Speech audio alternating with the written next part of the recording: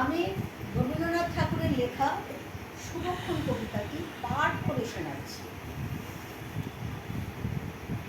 ওগো মা, রাজার দুলাল যাবে আজি মোর ঘরের সম্মুখে। আজি এ প্রভাতে গৃহ কাজ লয়ে রহিব বলো কি করে? বলে দে আমায় কি পরিব সাজ, কি ছাদে কবরে বেঁধে লব আজ, পরিব অঙ্গে কেমন ভঙ্গে, কোন বরণের বাস। মাগো, কি হলো তোমার? অবাক নয়নে মুখপানে কেন চাস? আমি দাঁড়াবো যেথায় বাতায়ন কোণে, সে চাবে না সেথা জানি তাহা মনে।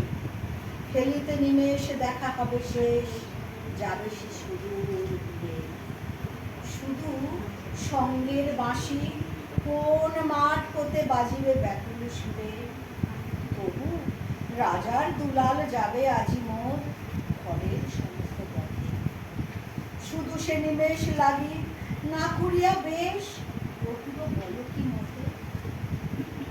ওগো মা, রাজার দুলাল গেল চলি মোর ঘরের সমুখ পথে।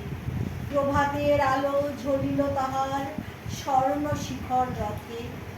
ঘোমটা খসায়ে বাতায়ন থেকে নিমেষের লাগি নিয়েছি মা দেখে। ছিনি মনে হার ফেলেছি তাহার পথে দুলাল পথে। মাগো, কি হলো তোমার? অবাক নয়নে চাহিস কিসের তরে? মোর হাড় ছেঁড়া মনি নেয়নি কুড়ায়ে, রথের চাকায় গেছে সে ঘুরায়ে। চাকার চিহ্ন ঘরের সম্মুখে পড়ে আছে শুধু আঁকা। আমি কি দিলেন কারে জানে না সে কেউ, ধুলায় রহিল ঢাকা। তবু রাজার দুলাল গেল চলি মোর ঘরের সম্মুখ পথে।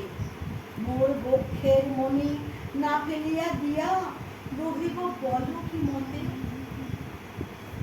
ধন্যবাদ।